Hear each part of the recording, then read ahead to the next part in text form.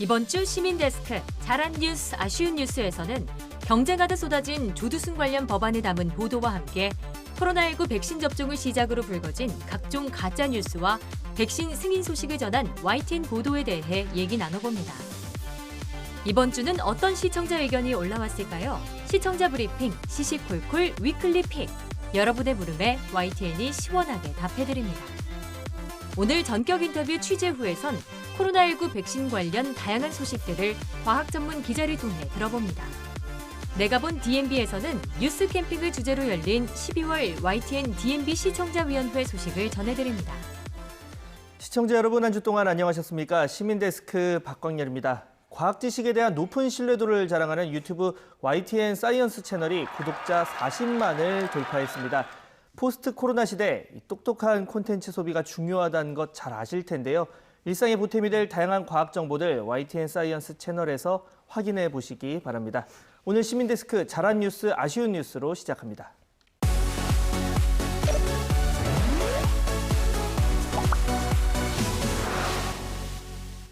네, 오늘 함께 이야기 나눌 분들 소개해드립니다. 경희대 소통문화연구소 김은정 책임연구원, 조수진 시청자평가원, 그리고 권영희 YTN 해설위원 나오셨습니다. 세 분 어서 오세요. 안녕하세요. 네, 오늘 잘한 뉴스, 아쉬운 뉴스 시간, 이 YTN 보도에 대한 세 분의 분석 그리고 해설까지 들어볼 텐데요. 지난 12일이었습니다. 12년 동안의 복역을 마치고 아동 성범죄자 조두순이 출소했는데요. 관련한 보도들이 아침부터, 새벽부터 쏟아졌습니다. 관련한 내용 먼저 교수님께서 살펴주셨는데 어떤 내용입니까? 예, 사실 이 이슈는 몇 달 전부터 화제가 됐었죠. 네. 그리고 이제 12월 12일 출소일 전후로 해서는 보도가 집중됐었습니다. 예. 그중에 YTN 보도 3건 정도가 눈에 띄었는데요. 먼저 12월 11일에 방송된 팩트 Y, 진범 따로 있다고 믿던 조두순 뉘우치고 있을까? 보도였습니다. 이 보도에서 기자께서는요, 직접 1200쪽에 달하는 그간의 이 조두순의 면담 기록들을 전부 다 읽으셨더라고요. 그래서 그 조두순의 발언, 태도를 다 분석하셨어요. 그래서 우리가 지금 불안해하고 있는 불안이, 이 심리가 과연 사실에 근거한 것인지, 진짜로 불안하다고 느끼는 게 정당한 것인지에 대한 판단을 할 수 있게 도와주셨습니다.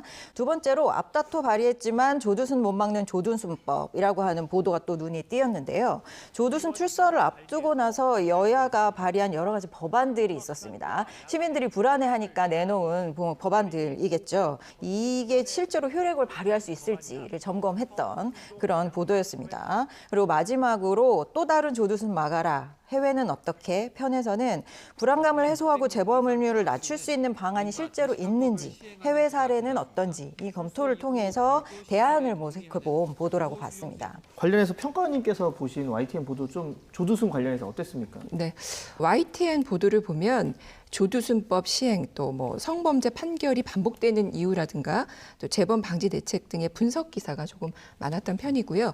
또는 그 앵커 리포트 박 앵커께서도 하셨더라고요. 그래서 앵커 리포트를 통해서 네. 한간에 떠도는 워낙에 소문들이 많았잖아요. 그런 소문들을 이렇게 명확하게 정리해주기도 했습니다.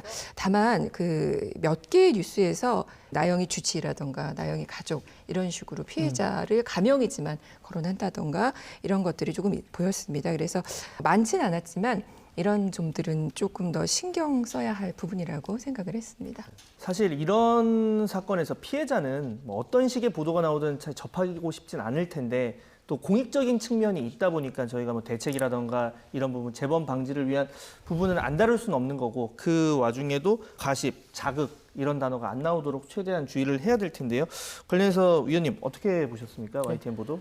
근데 대부분 기사를 보면 정작 근본적인 해결책을 제시하지는 못한 채 뭐 흥미 위주의 조두순의 신변 잡기라든지 정치권의 움직임을 전달하는 데 급급했다는 것이 사실입니다. 그 가운데서 이제 YTN의 일부 일련의 보도가 최소한의 대책이라도 제시하라는 노력이 돋보였던 것 역시 사실입니다. 조두순 출소를 계기로 반드시 이루어져야 할 것은 명확하지 않습니까? 뭐 아동 대상 성범죄, 더 나아가서 성범죄 전반에 걸쳐서 그 처벌의 양형에 대한 사회적인 합의가 새로 필요할 것 같고요. 언론이 유일하게 이런 것이 가능하도록 할 수 있는 수단 아니겠습니까? 뭐 그런 것이 가능하도록 여론을 조성하는 데 힘써야 되겠고요.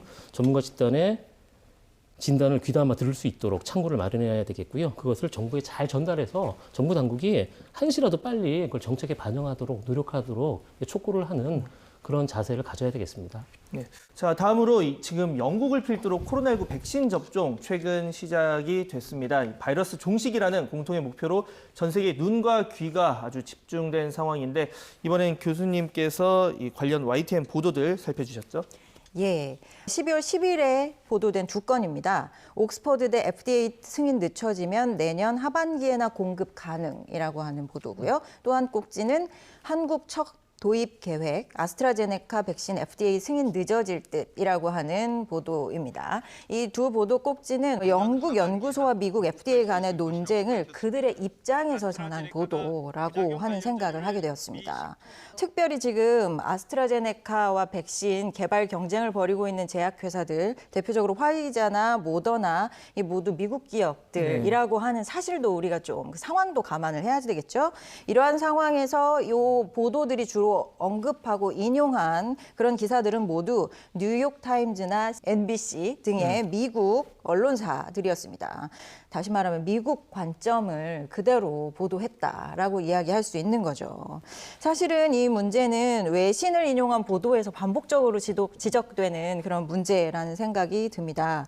코로나19가 지금 3차 대유행을 우려하고 있는 이런 상황에서 근거 없는 불안을 야기할 수 있는 이런 보도, 이런 부분들에 있어서는 조금 더 신중해 주셨으면 좋겠다라는 생각이고요. 특별히 외신 보도를 하실 때에는 대한민국의 입장에서 다시 한번 검토해 주시기를 간곡하게 부탁을 드리겠습니다. 네.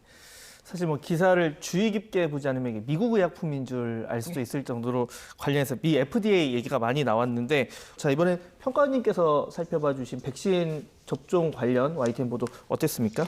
네, 저는 백신 접종 관련해서 가짜 뉴스에 대한 보도를 좀 살펴봤는데요. 지난 11일 보도입니다. 1호 백신 접종자가 대역 배우 괴담 가짜뉴스 확산 우려라는 보도인데요. 뉴스 내용 보면 90세 할머니가 백신을 맞는 장면이 나오거든요. 그런데 그 접종받은 할머니가 대역 배우였다더라, 뭐 이런 루머가 있었고요. 또 빌 게이츠가 백신 접종을 통해서 몸에 뭐 칩을 심는다던가 이런 허위 정보가 이렇게 퍼지고 있는데, 그러자 영국 정부가 허위 정보 추적에 나서는 등 적극 대응하는 모습을 보여줬습니다. 이게 이제 영국만의 일이 아닐 거라는 생각이 들고요. 재난 상황 또 감염병과 관련된 보도에서 그래서 더 굉장히 신중해야 하는 건데요. 이 뉴스가 가짜 뉴스의 사례를 이렇게 보여주면서 심각성을 일깨웠다는 면에서 의미가 있고요. 또 이러한 가짜 뉴스에 대해서 우리 사회는 그러면 어떻게 대응을 할 것인가에 대한 면도 이렇게 생각해 볼 수 있게 한 뉴스였다라는 생각이 듭니다. 이제 앞으로 백신 관련 보도가 계속 나오게 될 것 같은데요. 감염병이 발생했을 때는 정확하고 신속한 정보는 국민의 생명 보호와 안전에 직결되는 만큼 무엇보다 정확한 사실을 근거해서 보도해야 한다. 이게 이제 기본 원칙인데요. 이거 꼭 숙지해 주시기 바랍니다. 네.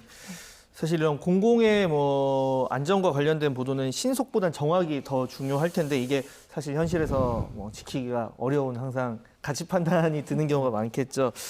가짜 뉴스 뭐 사실은 아닌데 듣고 싶은 그럴 듯한 이야기가 사실 제일 위험하잖아요. 뭐 허무맹랑한 내용보다는. 관련해서 위원님 어떤 의견이십니까?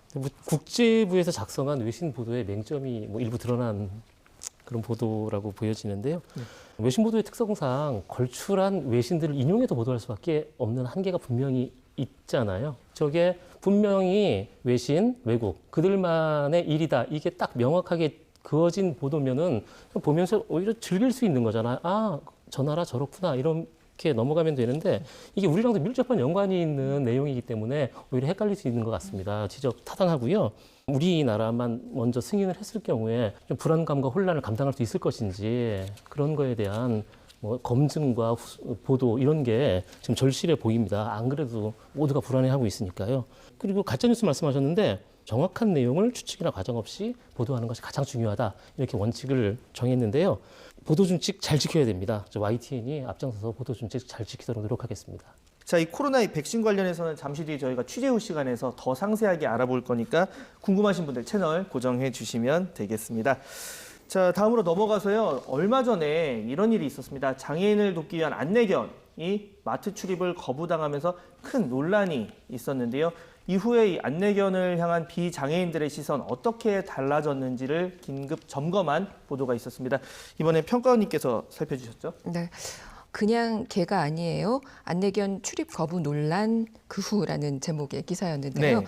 언론의 지속적인 관심이 사회인식을 개선해 나갈 수 있다는 점을 보여준 그런 뉴스였다고 생각이 듭니다.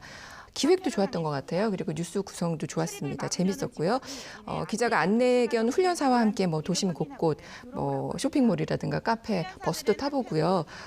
시민들의 변화된 모습들을 이렇게 살펴보는 그런 구성이었습니다. 그 언론의 기능 중에 하나가 이제 환경 감시의 기능이라고 우리가 얘기를 하는데요. 그 기능을 잘 살린 기사였다라고 평가할 수 있겠고요.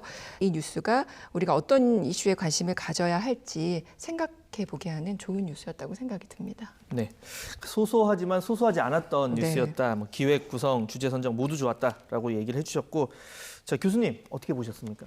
사실은 이슈가 되고 논란이 된 이후가 사실 더 중요하다라는 생각이 드는데요. 우리 사회가 어떻게 변화하고 있는지 그것을 조명하는 것 또한 언론의 역할이라고 생각을 합니다. 이 보도는 언론이 고발하고 또 시민들의 여론이 움직여서 변화하기 시작하는 사회의 모습을 명확하게 보여줌으로써 언론과 여론의 역할에 대한 그리고 참여, 이 효능감 같은 것들을 다시 일깨워주는 좋은 보도였다라고 생각합니다.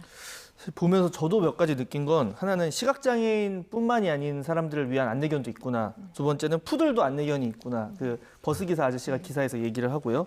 마지막으로 거기서 마트 안내견 논란이 고맙다라는 내용이 있었어요. 그 부분이 참 많이 와닿던데 위원님 어떻게 보셨습니까? 예, 저도 똑같습니다. 현장 동행 취재는 언제나 옳습니다. 아무리 말과 글로 장황하게 설명해도 귀에 잘 안 들어옵니다. 현장 취재 한 번이 훨씬 효과적입니다. 이 기사를 접한 분들이 정말 어마어마하게 많을 거예요. 네. 단 2주 만에 안내견에 대한 지식을 많은 사람들이 알게 됐고 또 잘못된 부분이 정말 바로 잡혔잖아요. 너무 드라마틱하게 봤는데요. 적당한 시간이 지난 후에 다시 한번 이런 비슷한 취재를 해봤으면 더 의미가 있을 것 같습니다. 자 마지막으로 지금 YTN에서 녹색이란 카테고리로 디지털과 접목된 농업 기술을 알리는 내용을 연이어서 보도하고 있습니다. 관련해서 재미있는 주제의 기사가 있었다고 하는데요. 이번엔 평가원님께서 준비하셨죠? 네. 10일 방송된 녹색 식물도 감정이 있다. 반려식물과 교감 가능이라는 제목의 보도였습니다.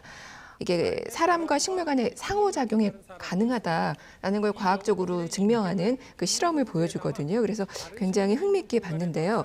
이 뉴스도 참 좋은 뉴스지만 조금 더 욕심을 좀 내보자면 코로나와 좀 관련해서 이 내용들을 엮어서 반려식물의 의미를 현 시점에서 우리 일상에 줄 수 있는 의미 또 더 들어갔으면 어땠을까라는 생각을 조금 해봤습니다.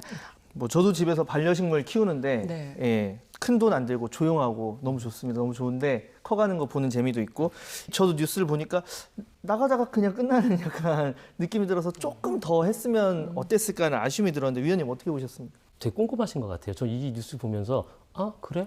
신기하네 이러고 말았거든요. 근데 그렇게까지 생각이 확장이 저는 잘 안 되더라고요. 그러니까 단순하게 보면 하나의 팩트에 불과할 수 있지만 그걸 좀 더 의미 있게 확장해 보려는 노력을 해야 된다 이렇게 지적해 주셨는데요. 전적으로 공감하고 적어도 YTN은 그런 노력을 앞으로 열심히 해보겠습니다. 네, 뭐 농업, 바이오 그리고 디지털까지 요즘 관심 많은 분야니까 앞으로 좀 꾸준히 다루면서 더 많은 시청자들의 어떤 이 지식에 대한 욕구를 충족시켰으면 하는 바람입니다. 네, 오늘도 이 YTN의 더 나은 보도를 위한 세 분의 애정 어린 분석과 해설까지 잘 들어봤습니다. 세 분 오늘 말씀 감사합니다. 믿고 보는 뉴스를 만들기 위한 노력은 계속됩니다. 시청자 브리핑 시시콜콜 위클리 픽. 이번 주 시청자 의견 함께 보시죠.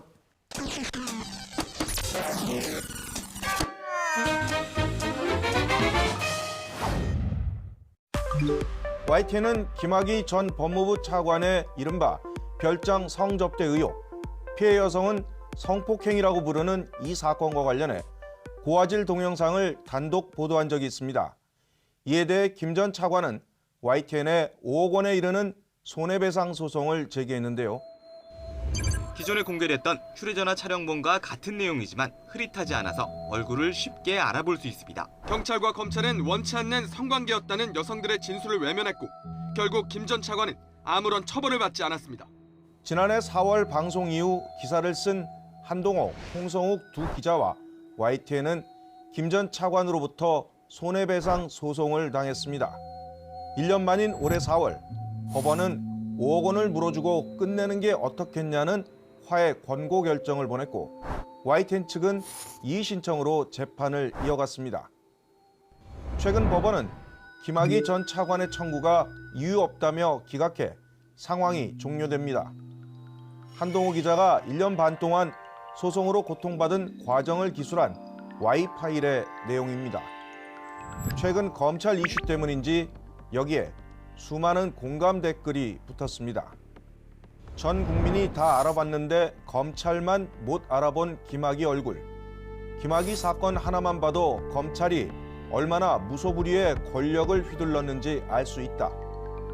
고화질 동영상이 제작된 건 지난 2012년, YTN 보도는 지난해 4월이지만 그때나 지금이나 검찰은 달라진 게 없다는 질타의 목소리가 이어졌습니다. 이번 칼럼을 쓴 한동호 기자는 김학의 사건이 아직도 현재 진행형이라며 관련 수사 상황 등을 계속 지켜보고 취재하겠다고 약속했습니다. 아스트라제네카 코로나19 백신 관련 시청자 전화 의견 듣겠습니다. 도중동이나 이런 데선 아스트라제네카 백신이 FDA인가 거기 승인을 못 받아서 내년 말이나 돼야 백신을 맞을 수가 있다. 그러면서 정부 비판을 하던데 미국 FDA 승인을 받아야 이 백신을 사용할 수 있는 게 아니에요. 우리나라 식약처 자체에서 부작용이 있는지 없는지 판단해서 결론을 내리면 3월 이내에 마칠 수 있다고 그렇게 보도를 하시는데 어째서 YTN만 그 미국의 승인이 없기 때문에 늦어질 거라고 그렇게 보도를 하시나요? 뉴욕타임스 보도를 인용한 YTN 보도 내용은 아스트라제네카의 미국 FDA 승인이 늦어질 수 있다는 것이었습니다. 그러면서 FDA에서 사용 승인을 받는 것은 이르면 내년 1월에나 가능할 것이라고 전망했습니다. 이에 따라 국내 도입에도 차질이 생기는 것 아니냐는 우려가 제기됐지만 YTN은 이에 대한 정부와 식약처 설명도 보도했습니다. 이영원 기자의 리포트를 보면 시청자의 지적대로 미국 FDA 승인이 없다 하더라도 아스트라제네카 백신의 국내 사용은 우리나라 식약처가 따로 승인할 수 있습니다. 심각한 부작용이 없다면 승인될 것으로 본다면서도 이런 승인 여부와 국내 도입은 별개라는 겁니다. 또 미국 FDA의 승인 지연에는 이해관계가 섞인 것으로 보인다는 지적과 함께 전문가 인터뷰도 방송했습니다. 값도 3, 4불에 불과하기 때문에 엄청 경쟁력이 생겨버려요. 또 그렇고. 그래서 모더나나 이 파이자의 경우는 지금 초기에 이것을 다 소비하지 못하면은 경쟁력이 없어져 버리잖아요. 정리하면 백신은 우리나라 식약처가 따로 국내 사용 승인을 할 수 있고 아스트라제네카에 대한 미국 FDA 승인 지연 우려는 경제적 이해관계가 섞여 있는 것으로 보인다는 것입니다. 백신 관련 기사의 댓글에도 정파적인 의견들이 많지만 YTN은 국민 건강과 직결되는 백신 문제에 대해서는 정파적 논쟁과 관계없이 의학적이고 과학적인 부분을 꼼꼼하게 확인하며 보도하겠습니다. 시청자 브리핑 시시콜콜 마칩니다. 감사합니다.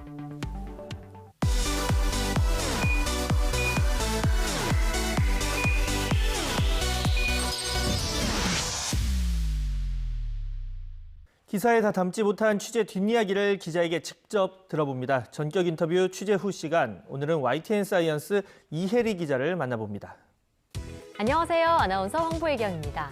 전 세계가 주목하고 있는 코로나19 백신 소식. 우리나라도 계약이 이루어지면서 그 어느 때보다 관심이 커지고 있는데요. 오늘은 YTN 사이언스 이혜리 기자와 함께 여러분의 백신 궁금증을 풀어봅니다. 어서 오세요. 안녕하세요. 안녕하세요. YTN 사이언스 이혜리입니다.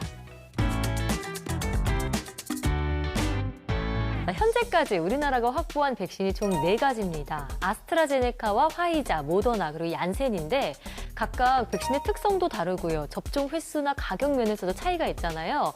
이거를 리포트로 다 설명을 해주셨는데 우선 좀 더 궁금한 게 우리나라가 이 4가지 백신을 왜 선택했는지 그 과정이 좀 더 듣고 싶어요. 일부는 대규모 접종이 진행되고 있는 것도 있고 아직 임상이 진행되고 있는 것도 있습니다. 또 대규모로 이렇게 접종이 진행된 백신이라고 하더라도 아직 이렇게 많은 사람을 대상으로 백신이 처음 접종되고 있는 거기 때문에 사실 어떤 변수가 일어날지를 아무도 장담할 수가 없는 상황이거든요. 그래서 이제 4가지 백신을 선구매 계약을 함으로써 조금 더 위험을 분산하기 위한 그런 전략을 지금 세우고 있는 것으로 보입니다. 그러면 이 4가지 백신 중에 어떤 게 3상 임상이 진행 중이고 어떤 건 다 임상이 마친 상태인가요? 네, 지금 모더나 화이자는 이제 임상이 끝나고 지금 실제 접종이 시작이 됐고요. 네. 얀센 같은 경우는 임상 3상이 진행 중이고 아스트라제네카는 이제 임상이 거의 끝마친 네. 막바지 단계, 거의 이제 결과가 나오기 임박한 단계라고 알려졌습니다. 그렇군요. 그런데 과학계에서는요, 우리나라가 이렇게 4가지 백신을 들여오기로 했다. 여기에 대해서 어떤 의견을 갖고 있나요?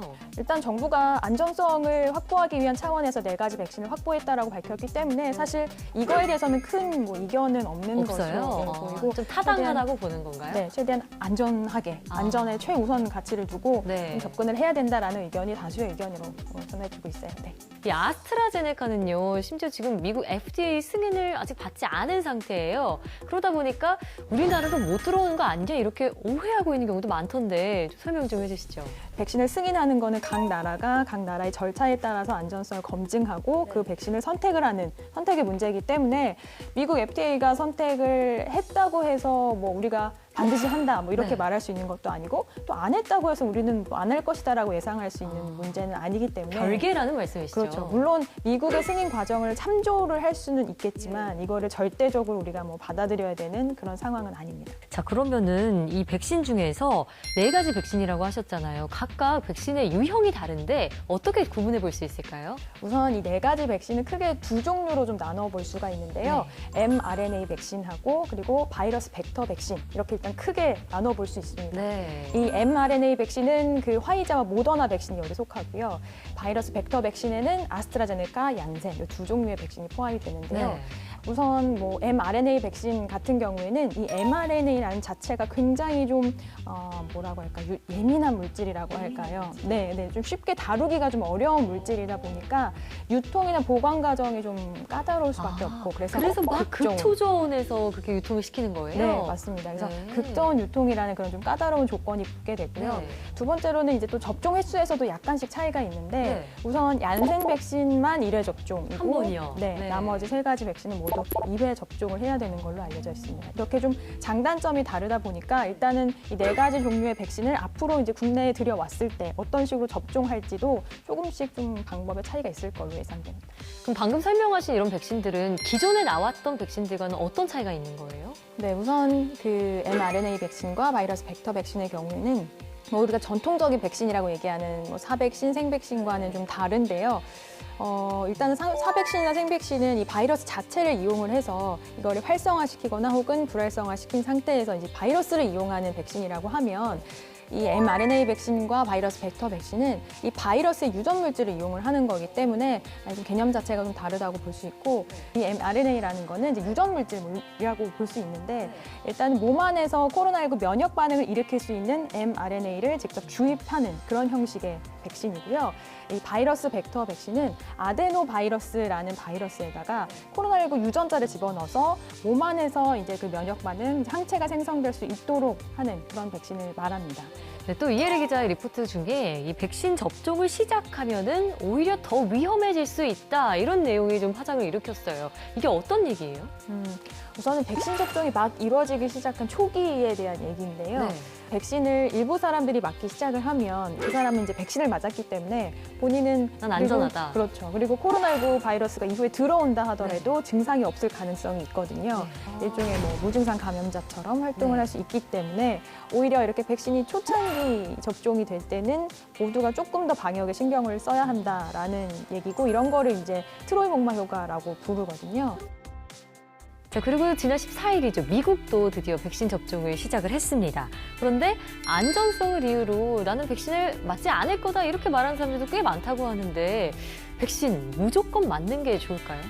모든 백신은 사실 부작용이 있기 때문에 뭐 초창기이기 때문에 그런 불안감을 가질 수는 있겠지만 그래도 뭐 고위험군의 경우라든지 백신 접종이 꼭 필요한 사람들의 경우에는 네. 그래도 맞는 것이 더 좋지 않을까 이런 다수의 의견들이 있더라고요. 네.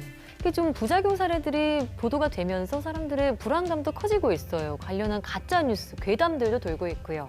다른 백신 부작용이랑 비교했을 때 어느 정도 수준인가요? 우선 다른 백신과 크게 뭐 비교를 했을 때 뭐 백신 안전성에 위협이 될 정도로 치명적인 부작용은 아닌 것으로 전해졌고요. 지금 나머지 백신은 아직 대규모 접종이 이루어지지 않았기 네. 때문에 그 백신들에 대해서도 추후 많은 사람들 대상으로 접종이 이루어졌을 때 어떤 반응들이 있을지는 좀 자세하게 살펴봐야 될 것 같습니다. 네. 자, 그리고 또 한 가지 궁금한 게 이미 코로나19에 걸렸다가 완치된 분들 있잖아요. 완치자들도 이 백신을 맞으면 효과가 똑같이 나타날까요? 코로나19에 걸렸다가 완치된 사람들 몸에는 이제 항체가 있기 때문에 네. 항체 양이 어떻든 간에 백신을 또 한 번 맞게 되면 이제 부스트 효과가 일어나서 오히려 효과가 좀 더 증폭된다고 예상을 할 수가 있고요. 그렇기 때문에 뭐 부작용이 일어난다거나 효과가 줄어드는 그런 일은 일반적으로는 없는 것으로 네. 보고 있고 이를 이제 메모리 기능이라고 얘기를 합니다. 메모리 기능이요? 네, 그래서 코로나19 걸렸다 완치됐다 하더라도 뭐 백신을 맞는 것이 오히려 더 좋을 수도 있는 상황이죠. 네. 자, 그런데 이번처럼 코로나19 사태에서 과학 전문 기자로서 또 YTN 사이언스만의 강점도 남다를 것 같거든요. 어떤 차별점이 있을까요? 기존에 사실 과학 기자가 할 수 있는 역할이 기존의 많은 이슈들에서는 그렇게 많지는 않았거든요. 근데 저희들도 이번 일을 한 뭐 1년 가까이 겪으면서 이제야말로 과학 기자들이 뭘 해야 되는지 그 역할이 뭘까에 대해서 좀 많이 고민을 했던 것 같고 네. 앞으로 다시는 이제 뭐 이런 일이 반복되지는 않았으면 좋겠지만 혹시나 모를 상황에 대비해서 좀 더 전문성을 갖추고 좀 순발력 있게 대응할 수 있게끔 네. 준비를 많이 해둬야겠다 이런 생각들이 좀 많이 들더라고요. 네. 진짜 이제 먼 얘기일 줄 알았던 백신이 코앞으로 다가온 듯한 느낌이 듭니다. 또 안전하고 또 효과적인 백신이 하루빨리 나왔으면 좋겠어요. 앞으로도 관련한 소식 많이 전해주세요. 네, 이혜리 기자와 함께했습니다. 오늘 나와주셔서 고맙습니다. 전격 인터뷰 취재 후 오늘 저희가 준비한 소식은 여기까지입니다. 저희는 다음 시간에 더 흥미롭고 생생한 취재 이야기로 돌아올게요. 다음 시간에 만나요.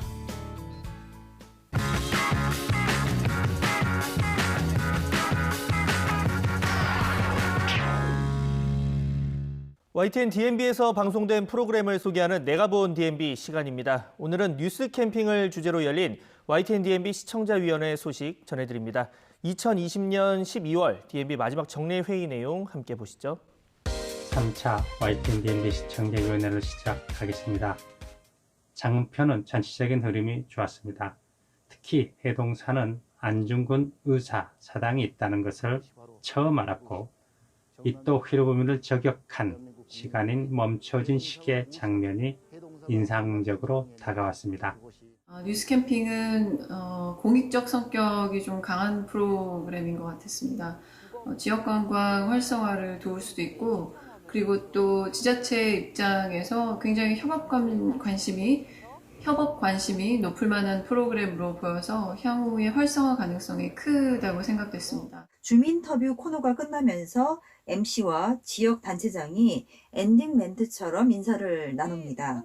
그런데 프로그램 엔딩에서 다시 지역 단체장이 등장하는데 등장해서 역할이 끝난 어떤 인물을 다시 억지스럽게 소환한다는 인상을 주고 있습니다. 후반부에도 어떤 지역의 소식이 계속 이어진다라는 멘트로 변화가 필요해 보입니다. 지역 명품 소개에서 유기장을 소개하는 부분이 있었습니다. 사회자와 장인의 대화 부분에서 방자 및 거품집이라는 용어는 생소하여 구체적인 설명이 부족하여 아쉬웠습니다. 또한 1500시의 열과 샘물을 다루는 장인의 체험을 보여주는 장면에서 사회자의 복장이 작업복이 아니고 일반 복장이어서 위험해 보였습니다. 샘물 등 고위험도가 있는 체험에서는 일반인들은 무엇보다 철저한 준비를 해야 하지 않나 생각됩니다. 타 지역에 대한 여행 정보를 얻기 위해 이 프로그램을 보는 사람들에게는 해당 지역의 인구 정책이나 개발 계획 등을 소개하는 부분이 지루하게 여겨질 것이고 지역 주민으로서 자신이 사는 지역에 대한 생활 정보를 얻기 위해 이 프로그램을 보는 사람들에게는 지역의 명소나 맛있는 음식 등을 소개하는 부분이 불필요하게 여겨질 수도 있습니다. 프로그램의 정체성이 무엇인지를 명확하게 정하고 그에 맞춰 프로그램에서 제공하는 정보의 성격을 한정하는 것이 필요하리라는 생각이 듭니다. 인터뷰어와 지체장, 즉 인터뷰어와의 2인의 축으로만 프로그램이 주로 진행이 되기 때문에 아무래도 구성이 조금 단조로울 수 있다는 점과 아무래도 지자체장께서 방송이 익숙하지 않기 때문에 발생할 수밖에 없는 어색함이 시청자들에게 프로그램 시간 동안 거의 내내 전달된 점은 프로그램 구성으로 인한 구성상 어쩔 수 없는 단점으로 보여집니다. 지자체장이 직접 출연하는 프로그램의 특성상 지자체 행정정보와 홍보가 뉴스 아젠다로 혼용되는 일이 없도록 노력해야 할 것이고 시청자뿐 아니라 제작진의 노력이 필요하다고 할 것입니다. 뉴스 캠핑이 단순히 일회성의 지자체 탐방 프로그램이 아니라 지역 이슈와 지역 미래 발전의 기록자가 될 수 있도록 제작진의 더 가열찬 노력을 부탁드리는 바입니다. 이상으로 YTN 시청자위원회를 마치도록 하겠습니다. 시민데스크는 시청자와 함께 만들어갑니다. 보도와 프로그램에 관한 여러 가지 의견들 시청자센터 홈페이지 게시판에 남겨주시고요. 저는 다음 주 더 알찬 소식으로 돌아오겠습니다. 함께해 주신 여러분 감사합니다.